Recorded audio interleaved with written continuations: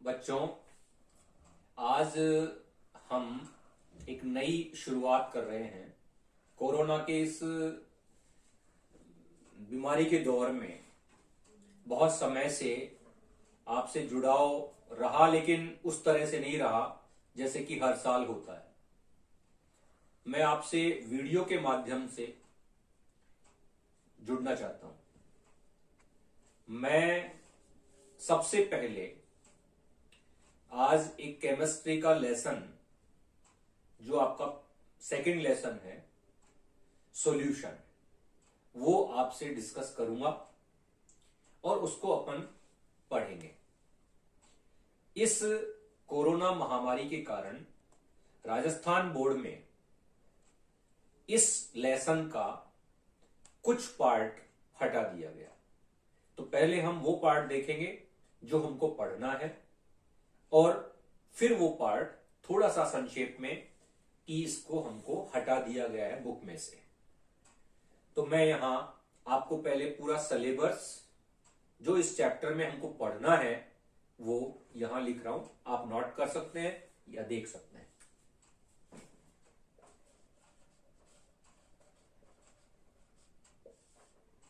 Chapter का नाम है विलियन। सबसे पहले इस चैप्टर के बेटों 3 भाग हैं जो हमको पढ़ने हैं। पहला पार्ट इसका है इसकी परिभाषा।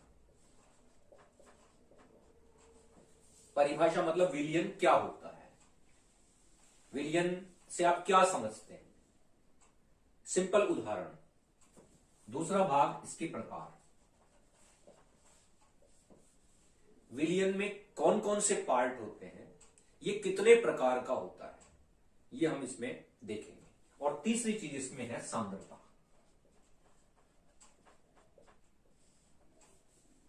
किसी भी विलियन की सांद्रता किन विधियों के द्वारा ज्ञात की जा सकती है, उनमें से कौन सी विधियां बहुत अच्छी हैं और कौन सी विधियां कम महत्वपूर्ण हैं लेकिन हमको पढ़नी सभी है, उन पे न्यूमेरिकल्स भी आते हैं।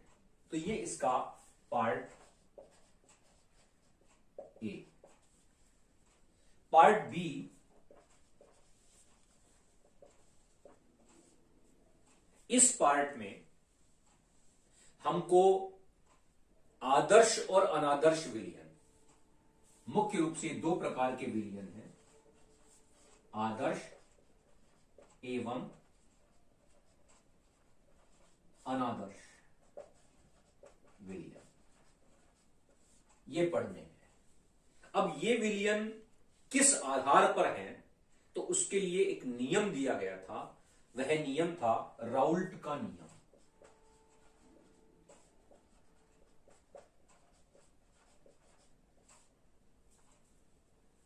इस नियम को हमें पढ़ना है और इसके आधार पर हमको फिर आगे चलना है। और तीसरा पार्ट हमको पढ़ना है अणु संख्य गुण। बेटो 4 प्रकार के अणुसंख्य गुण पढ़ने हैं। पहले तो अणुसंख्य गुण होते क्या है? अणुसंख्य गुण का मतलब जैसा कि इसके नाम से ही है, अणुसंख्य यानी विलियन के वो गुण जो अणुओं की संख्या, अणुओं के मोलों की संख्या पर निर्भर करते हैं। इस बात पर निर्भर नहीं करते कि अणुओं की या पदार्थ की प्रकृति कैसी होती है। इसीलिए इन गुणधर्मों को हम प्रजातांत्रिक या डेमोक्रेटिव गुणधर्म भी कहते हैं। इन्हें हम प्रजातांत्रिक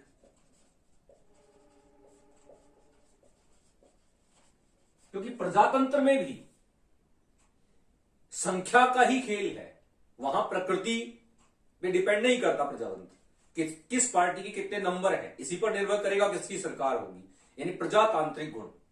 तो इसमें ये 4 गुण होते हैं बेटों, और ये चारों के चारों गुण जिस पर आधारित हैं वह टॉपिक है वाष्प दाब। तो पहले हम वाष्प दाब पढ़ेंगे और फिर उसके बाद ये चारों गुणधर्म हम पढ़ेंगे।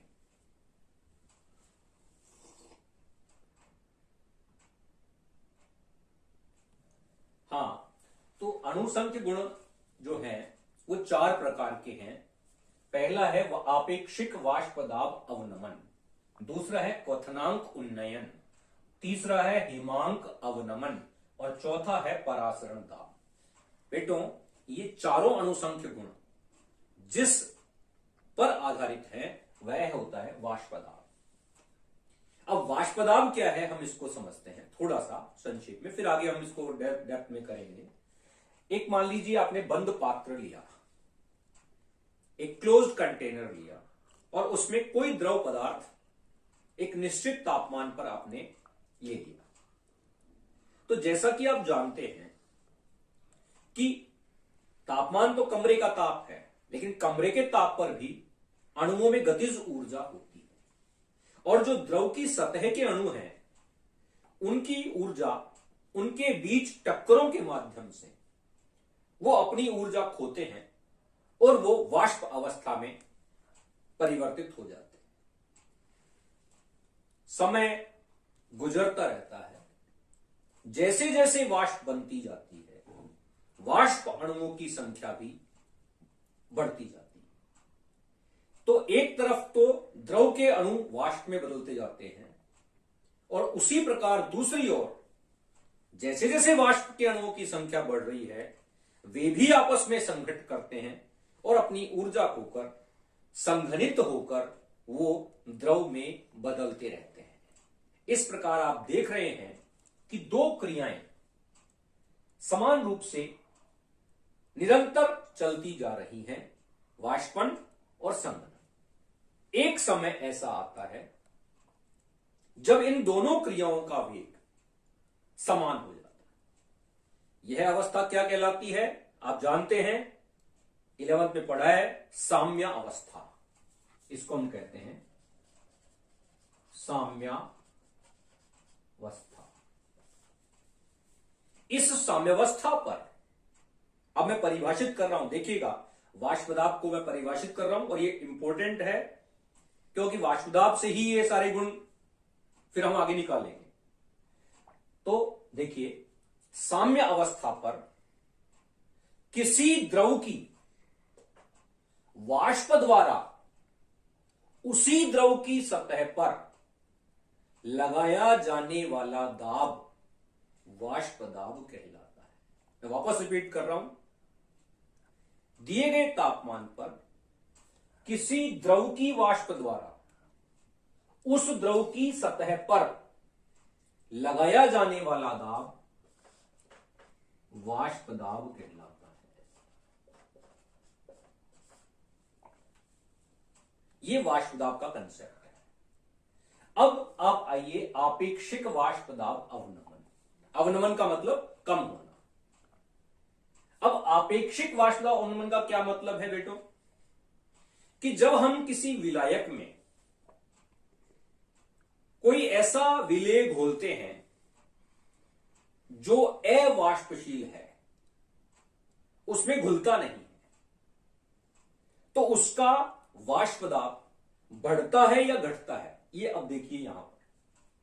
मान लीजिए ये विलायक था, जल था, और जल में आपने कोई विलेय पदार्थ अवाष्पशील जिसकी वाष्प नहीं बनती या बहुत कम बनती है, कम वाष्पशील, वो इसमें घुल दिया और विलयन बना दिया।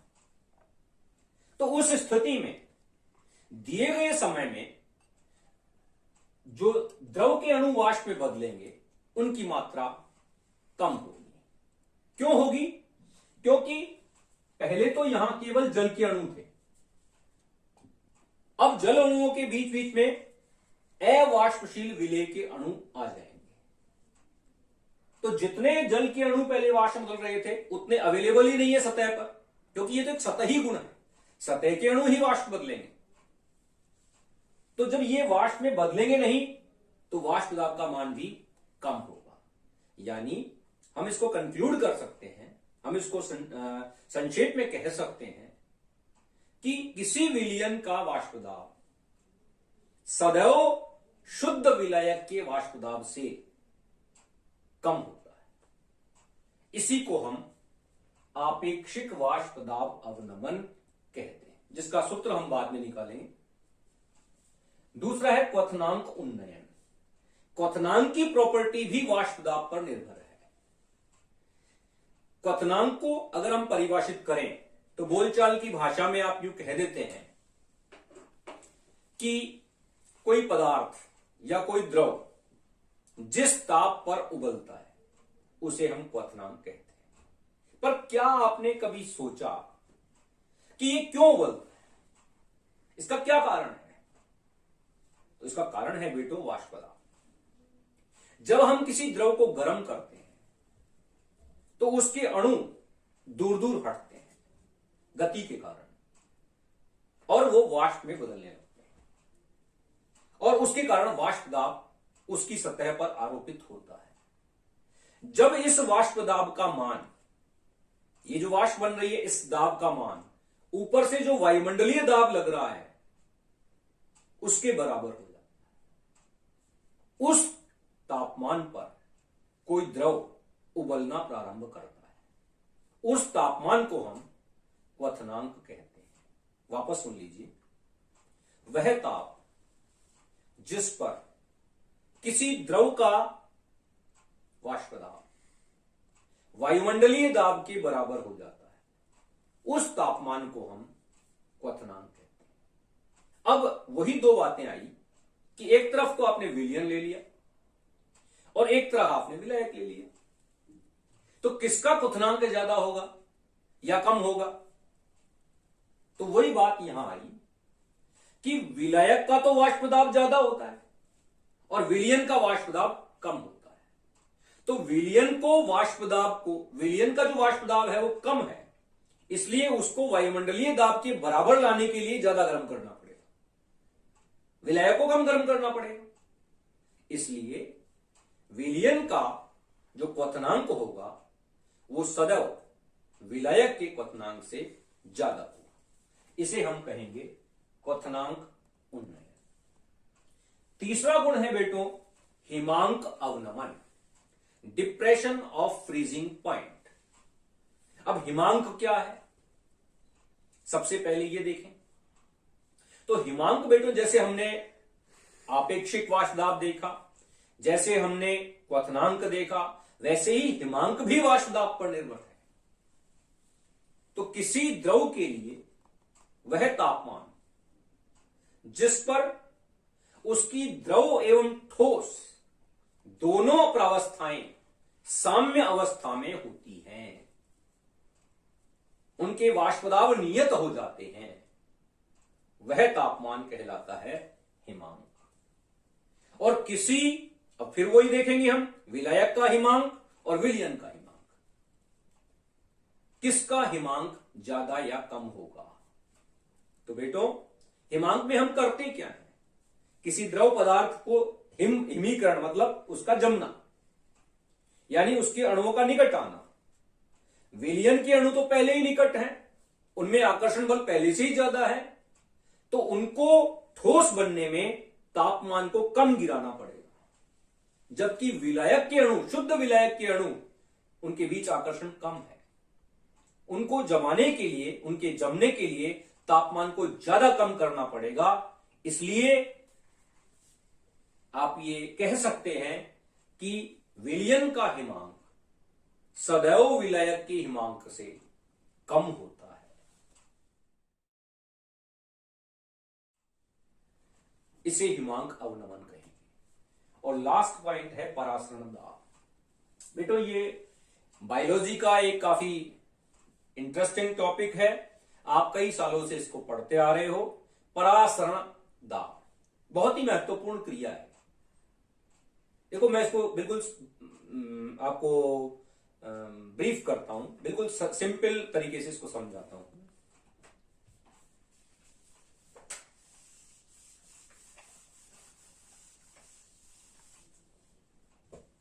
मान लीजिए ये कोई एक विलयन है,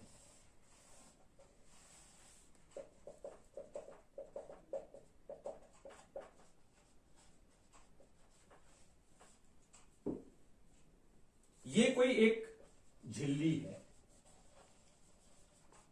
जिसको हम कहते हैं, मान लीजिए अर्धपारगम्य झिल्ली।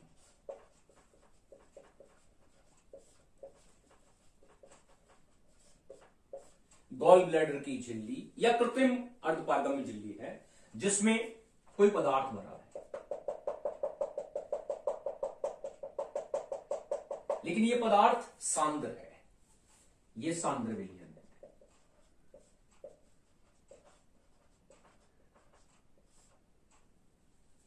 यहां जल की मात्रा ज्यादा है, यहां जल की मात्रा कम है।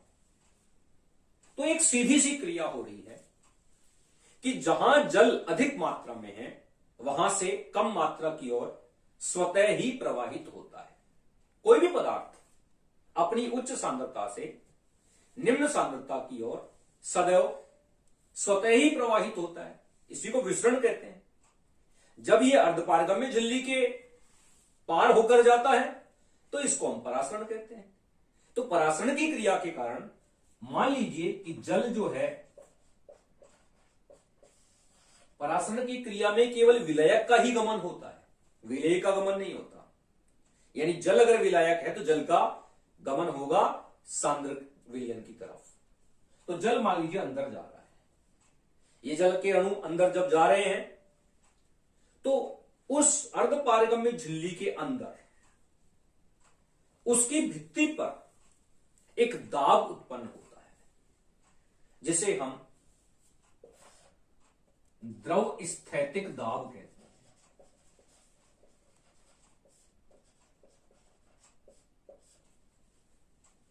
ये दाब बढ़ते बढ़ते इतना ज्यादा हो जाता है एक समय पर कि अब वो बाहर से, विलयन के बाहर से जल के अणुओं या विलायक के अणुओं का अंदर की ओर गमन रोक देता है। उस स्थिति में जबकि परासरण की क्रिया रुक जाती है, जो द्रव स्थैतिक दाब है उसका उच्चतम मान परासरण दाब कहलाता है।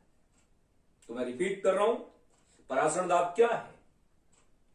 किसी सांद्र विलयन में जो कि किसी एक विलायक या तनु विलयन में रखा हुआ है, एक झिल्ली के द्वारा घिरा हुआ है, अर्धपारगम्य झिल्ली के द्वारा, तो उस झिल्ली के अंदर, अर्धपारगम्य झिल्ली के अंदर उत्पन्न हुआ द्रव स्थैतिक दाब का वह उच्चतम मान जिस पर परासरण की क्रिया रुक जाती है उसे हम परासरण दाब कहते हैं। बेटो, ये 4 अणुसंख्य गुण हैं जो हमको एक एक करके काफी डेप्थ में पढ़ने हैं।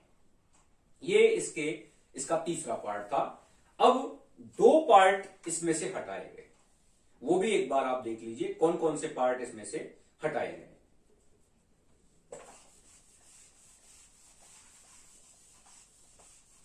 एक पार्ट था असामान्य अणुभार,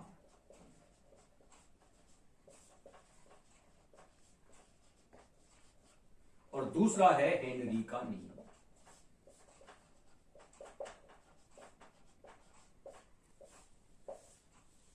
असामान्य अणुभार का मतलब कि असामान्य अणुभार जो टॉपिक है ये हमारे सिलेबस से हट गया। असामान्य अणुभार का मतलब है कि जब कोई विलेय पदार्थ विलायक में घुलने पर या तो अपने आयनों में टूट जाता है, कुछ पदार्थ वियोजित हो जाते हैं, या कभी कभी इसका विपरीत भी होता है कि कुछ अणु आपस में संगुणित होकर एक बड़ा मैक्रोमोलिक्यूल बना लेते हैं जिसको संगुणन कहते हैं। इन दोनों ही परिस्थिति में अणुभार में परिवर्तन हो जाता है और उसका अध्ययन वान 't हॉफ ने किया था, तो वो हम वान 't हॉफ फैक्टर द्वारा निकालते हैं। तो ये पार्ट आपके हटा दिया, इसलिए इसको भी हम नहीं करेंगे। और इसी प्रकार हेनरी का नियम, जो गैसों की विलेयता द्रव में होती है, सामान्यतः आप जानते हैं गैसें द्रव में काफी विलेय हैं, उसको हेनरी के नियम से हम परिभाषित करते हैं। लेकिन ये दोनों पार्ट इसमें से हटा दिए गए हैं, तो हम इन दोनों को नहीं पढ़ेंगे।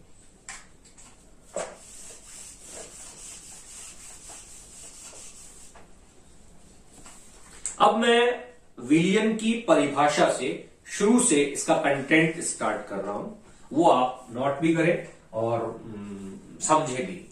देखो बेटो, विलयन क्या है?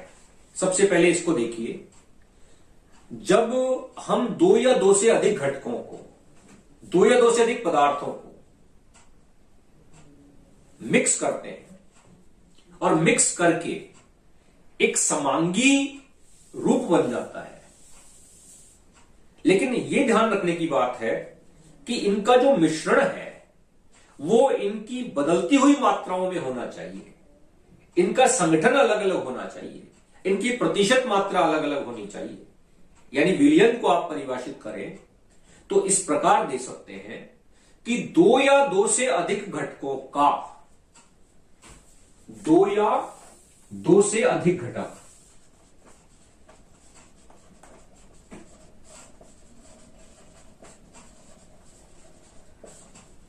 इन घटकों का ऐसा समांगी मिश्रण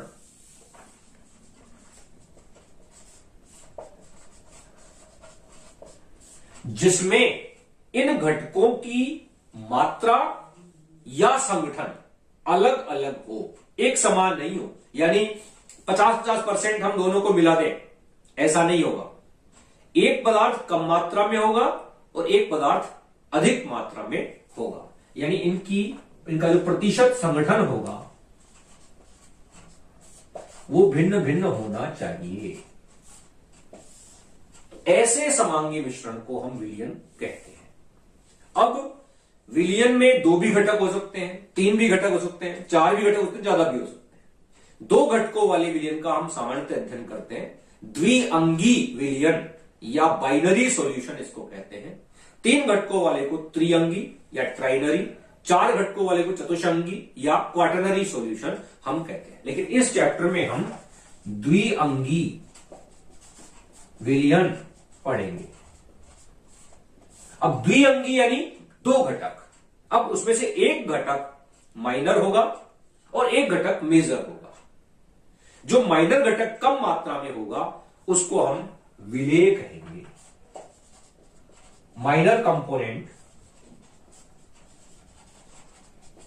ये कहलाएगा विलेय, या इंग्लिश में आप कहेंगे सॉल्यूट। और जो मेजर कंपोनेंट होगा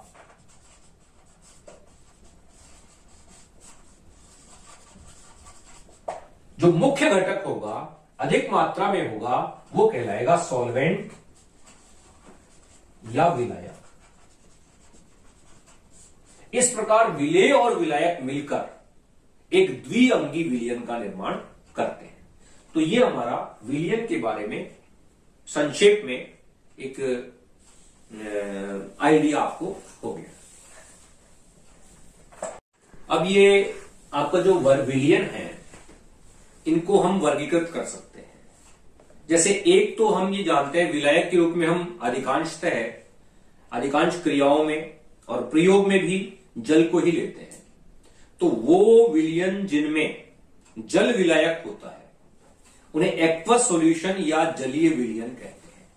और जिनमें जल के अलावा अन्य विलायक होते हैं, जैसे कुछ कार्बनिक यौगिक जैसे benzene, acetone, chloroform, carbon tetrachloride, इनको भी हम विलायक के रूप में प्रयोग करते हैं। इनको हम अजलीय या non aqueous solvents, non aqueous अजलीय विलायक कहते हैं।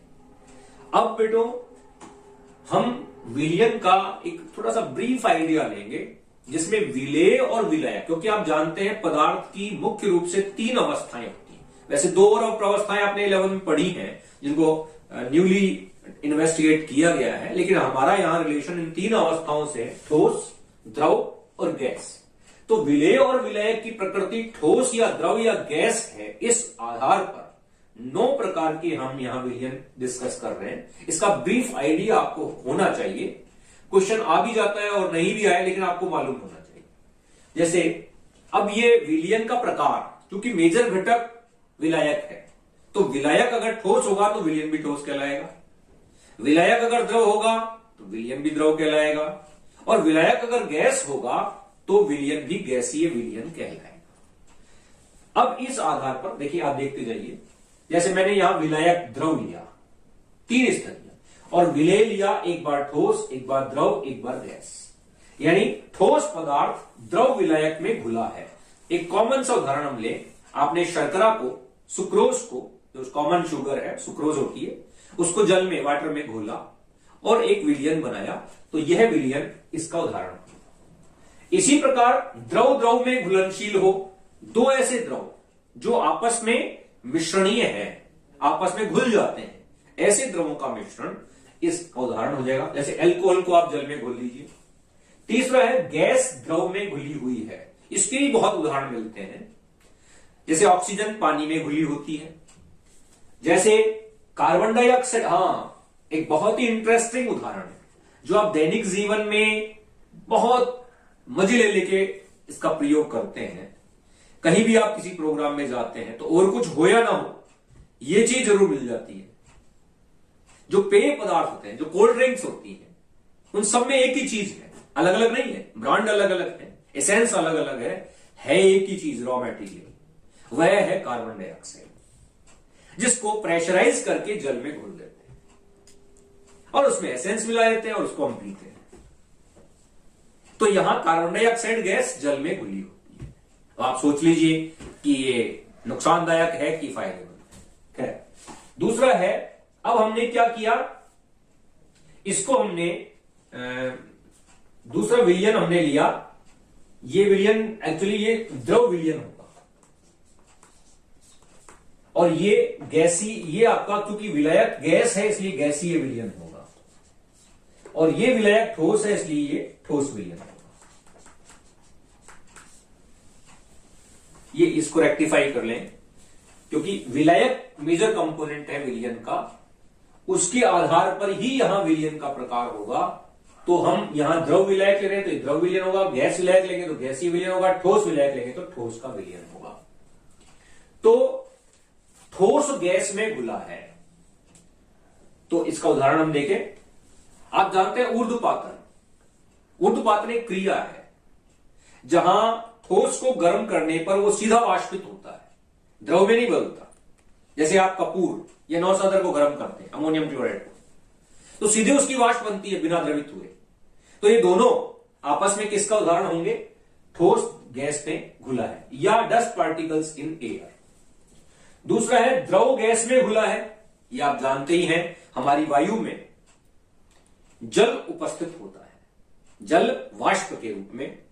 तो ये आपका तीसरा है गैस गैस में। तो ये हमारा जो आवरण है वायु का, जिसको हम वायुमंडल कहते हैं, विभिन्न गैसों का मिश्रण है, यह भी एक विलयन है, समांगी विलयन है। तीसरा है ठोस विलयन, जहां विलायक ठोस है। तो ठोस ठोस में घुला है, ऐसा विलयन आपने बहुत कम सुना होगा। ठोस को ठोस में कैसे घुले? हम घोल सकते हैं पिघलाकर। दो या दो से अधिक धातुओं को जब हम पिघलाते हैं और एक निश्चित अनुपात में मिलाते हैं, तो उससे बनी जो पदार्थ है उसको मिश्र धातु कहते हैं। जैसे आप कई मिश्र धातु पढ़ते हैं, पीतल, कांसा वगैरह वगैरह, कई इसमें मिश्र धातुएं होती हैं। ऐसे ही द्रव ठोस में घुला हो, आप जानते हो कि एक ऐसी धातु है जो कमरे के ताप पर भी द्रव है, बाकी सभी धातुएं ठोस है। तो वो कौन सी है? वो है मरकरी। तो जब किसी धातु को मरकरी के साथ घोला जाता है तो अमलगम बन जाता है, और ये इसका उदाहरण है। और अंतिम है गैस ठोस में घुलनशील हो, ऐसा विलयन जिसमें गैस ठोस में घुली हुई हो। बेटो एक बहुत ही इंपॉर्टेंट क्रिया हम अगले लेसन 4 में पढ़ेंगे, सरफेस केमिस्ट्री में, जिसको हम कहेंगे अधिशोषण। देखिए, एक पदार्थ दूसरे पदार्थ में जब वितरित हो जाता है, अवशोषित, तो उसको कहते हैं अवशोषण। जैसे स्पंज है, उसको पानी में आपने रखा तो जल के अणु उसके अंदर प्रवेश कर गए और एक समान रूप से वितरित हो गए, वह क्रिया कहलाती है अधिशोषण, अवशोषण, सॉरी। और जब कोई पदार्थ किसी दूसरे पदार्थ के संपर्क में आने पर उसके अंदर वितरित ना हो, यानी बल्क में ना जाए, बल्कि उसकी सरफेस पर ही एकत्रित होता चला जाए, उसकी कंसंट्रेशन सरफेस पर ही बढ़ती जाए, उसकी कई परतें बन सकती हैं, तो यह क्रिया अधिशोषण कहलाती है। और सामान्यतः गैसें, जैसे नाइट्रोजन गैस है, इसका चारकोल पर अधिशोषण होता है। इसी प्रकार कई प्रदूषक गैसें हैं, चारकोल जो होता है एनिमल चारकोल, वो तो प्रदूषक गैसों को भी अधिशोषित करता है। इसीलिए आप देखते हैं कि जो हमारे ट्रैफिक के जो चौराहे होते हैं उन पर हम मास्क, पुलिसमैन को मास्क में देख सकते हैं। तो वो मास्क जो होता है उसमें चारकोल होता है, एनिमल चारकोल होता है। तो जो हानिकारक गैसें हैं, कार्बन डाइऑक्साइड है, सल्फर डाइऑक्साइड है और नाइट्रोजन की ऑक्साइड्स हैं, ये इस चारकोल पर अधिशोषित हो जाते हैं और हमारे रेस्पिरेटरी सिस्टम में नहीं जाते, इसलिए हम इन गैसों से बच जाते हैं। तो ये क्रिया जो होती है, ऐसी हाइड्रोजन का प्लेटिनम पर अधिशोषण होता है। तो ये हमारा एक सामान्य वर्गीकरण था विलयनों का, जिसको जानकारी आपको होनी चाहिए।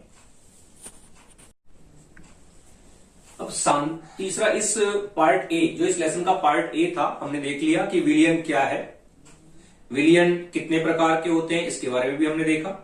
अब इसकी जो तीसरी चीज है महत्वपूर्ण इस पार्ट की, वो है सांद्रता का मापन। एक्चुअली सांद्रता या कंसंट्रेशन होती क्या है? किसी विलयन की सांद्रता का अभिप्राय है, मतलब है कि उसमें उपस्थित विलेय पदार्थ की कितनी मात्रा, चाहे वो ग्राम के रूप में हो, चाहे वो आयतन के रूप में हो या किसी भी रूप में हो, कितनी मात्रा विलयन के दिए गए आयतन या भार में उपस्थित है, इसका मापन सांद्रता कहलाता है। अब ये सांद्रता को मापने की दो तरह की विधियां होती हैं। एक तरह की जो विधियां हैं वो तापमान पर निर्भर नहीं करती, और दूसरी तरह की जो विधियां हैं वो तापमान पर निर्भर करती हैं। तो हमने यहां देखिए इस पे कि वो विधियां जो तापमान पर निर्भर नहीं करती वो है भार प्रतिशत, मोल भिन्न, मोललता और पीपीएम। पीपीएम मतलब पार्ट्स पर मिलियन, 1 मिलियन का कितना पार्ट, 10⁻⁶ का कितना पार्ट। ये चारों विधियां तापमान पर आधारित नहीं है। ये चार विधियां जिसमें आयतन प्रतिशत, भार बटा आयतन प्रतिशत, अभी अपन करेंगे इसको पूरा डिस्क्रिप्शन में करेंगे एक एक को। तीसरा नॉर्मलता और चौथा मोलरता। ये चार विधियां हैं जो तापमान पर आधारित है। तो आप ये बिल्कुल कंक्लूड कर सकते हैं कि वो विधियां जो तापमान पर आधारित नहीं है वो अधिक उपयुक्त होंगी सांद्रता ज्ञात करने के लिए, क्योंकि उनमें उपस्थित जो पदार्थ की मात्रा है वो ताप पर निर्भर नहीं करेगी, तो उनके मान में परिवर्तन नहीं होगा। और जब जो कोई चीज ताप पर निर्भर करेगी तो उसके मान में भी परिवर्तन हो सकता है यदि तापमान बदले। तो ये इसमें अंतर है। अब हम एक एक करके इन सारी विधियों को देखते हैं।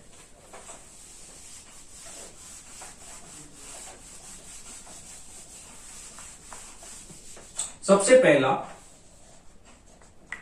भार प्रतिशत, बिल्कुल सिंपल तरीके से आप समझिए। मान लीजिए एक विलेय में दो घटक है, विलेय जिसको हम बी कहेंगे और विलायक जिसको हम ए कहेंगे। इस पूरे लेसन में ध्यान रखना कि विलेय को हम बी से व्यक्त करेंगे और विलायक को हम ए से व्यक्त करेंगे, और ये दोनों घटक मिलकर विलयन बनाते हैं। तो हम किसी का भी वेट परसेंट हम ज्ञात करें, जैसे मान लीजिए आप विलेय का भार प्रतिशत ज्ञात करें बी का, तो कैसे निकालेंगे? जिसका भी भार प्रतिशत ज्ञात कर रहे हैं उसका भार लिखेंगे। जैसे विलेय का भार है तो विलेय का भार डब्ल्यू बी, वेट को डब्ल्यू से प्रदर्शित करेंगे और नीचे भाग दे देंगे कुल भार W A plus W B, यानी पूरे विलयन का भार, और इसको मल्टीप्लाई कर देंगे परसेंटेज निकालने के लिए 100, तो ये आ जाएगा भार प्रतिशत। इसमें एक सिंपल उदाहरण से भी समझिए कि जैसे मान लीजिए कोई पदार्थ है, शर्करा का विलयन है, उसमें शर्करा 25% बाई वेट है, 25% बाई वेट शर्करा विलयन है। इसका क्या मतलब है? अगर किसी क्वेश्चन में आ जाता है, और इसका मतलब क्या है? इसका मीनिंग ये है कि 25 ग्राम शुगर, शर्करा कितने ग्राम में है? 100 ग्राम विलयन में है। दोनों ग्राम में है। विलेय के भी भार है और विलयन का भी भार है। 25 ग्राम विलेय 100 ग्राम विलयन में उपस्थित है, ये इसका मीनिंग है। यानी विलायक कितना हो गया, अगर विलायक का भार हमको निकालना हो तो विलायक का भार कितना हो गया, विलयन में से विलेय के भार को घटा दीजिए, क्योंकि दो ही तो घटक हैं।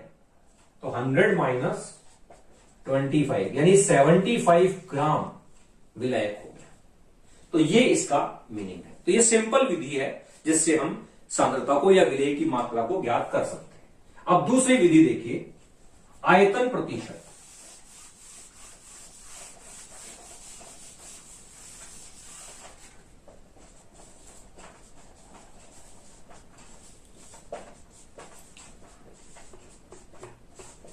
इसको हम V अपॉन V यानी जिसका एक घटक का वॉल्यूम अपॉन टोटल वॉल्यूम, इसका परसेंट, इससे व्यक्त करते हैं। ऐसे मान लीजिए आपको विलेय की ही आयतन प्रतिशत निकालना है,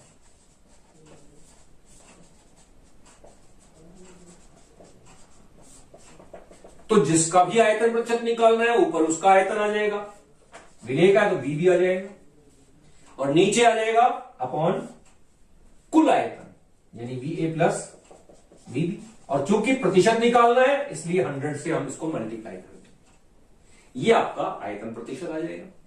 वही उदाहरण लीजिए, यदि मान लीजिए कोई पदार्थ, कोई विलेय पदार्थ 25% आयतन प्रतिशत के रूप में दिया गया है, तो इसका क्या अभिप्राय हुआ, 25 ml विलेय कितने ml विलयन में है, 100 ml।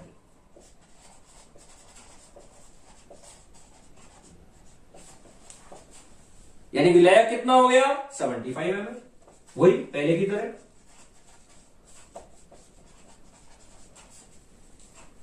ये आपका आयतन प्रतिशत, ठीक है। अब तीसरा देखिए, भार बटा आयतन प्रतिशत।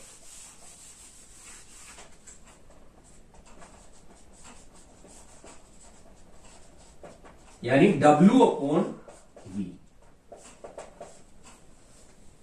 जिसका भी हम भार बटा आयतन प्रतिशत निकालेंगे, जैसे मान लीजिए विलेय का निकालेंगे, तो जिसका भी भार अपन आयतन प्रतिशत निकालेंगे उसका भार आएगा ऊपर। अगर विलेय का निकालेंगे तो विलेय का भार आएगा, विलायक का निकालेंगे तो विलायक का भार आएगा। हम यहां विलेय का निकाल रहे हैं तो ऊपर आ गया विलेय का भार, अपॉन नीचे विलयन का आयतन आएगा, विलेय प्लस विलायक, विलयन का आयतन आएगा टोटल। और इसको चूंकि प्रतिशत निकालना है तो सेम 100 से मल्टीप्लाई करेंगे। ये आपका भार बटा आयतन प्रतिशत हो गया। इसका भी एक उदाहरण लीजिए कि जैसे कोई विलेय पदार्थ 25% वेट अपॉन वॉल्यूम में है, इसका मीनिंग क्या है कि 25 ग्राम विलेय, ये तो ग्राम में हो गया विलेय तो, और ये क्या होगा आयतन ml में, 100 ml विलयन में।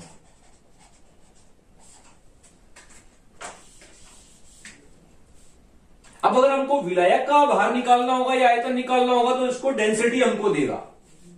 तो डेंसिटी के फॉर्मूले में मास अपॉन वॉल्यूम ये रखकर आप मास निकाल सकते हैं। Mass is equal to density into volume. Density देगा तो डेंसिटी यहां पुट करेंगे, जैसे वाटर के केस में तो 1 होता है, और यहां वॉल्यूम ये 100 ml ही पुट कर देंगे तो मास आ जाएगा। तो इससे हम विलयन का भार भी निकाल सकते हैं, और विलयन के भार में से फिर विलेय का भार घटाकर हम विलायक का भार भी निकाल सकते हैं। तो ये आपका भार बटा आयतन प्रतिशत।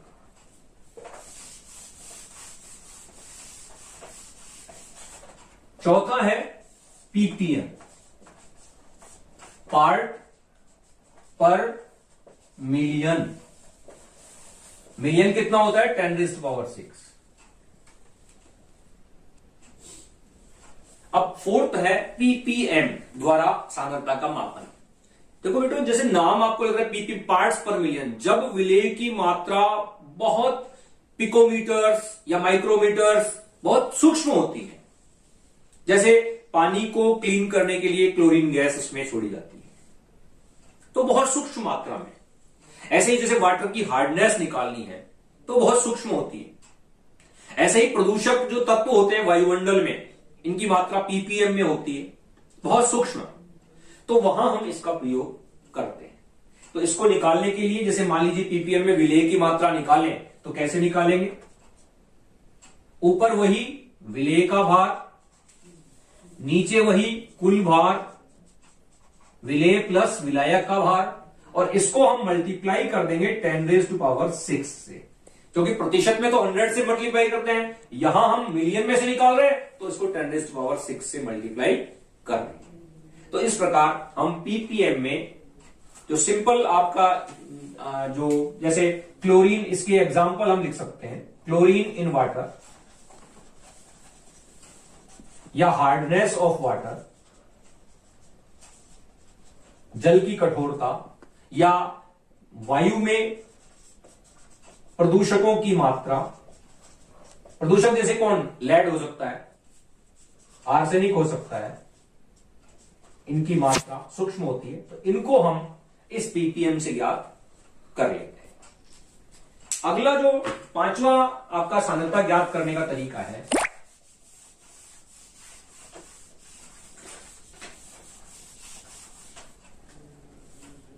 अब देखिए ये पिछले साल भी था, और अब इसको थोड़ा सा आप अच्छे से समझिएगा। 3 विधियां हम प्रयुक्त कर रहे हैं, इसको ले रहे हैं तीनों को एक साथ। एक विधि है नॉर्मल, एक विधि है मोलरता, और एक विधि है मोललता। मैंने एक साथ इसलिए लिखा है, आपको कंपैरिजन मालूम हो जाएगा।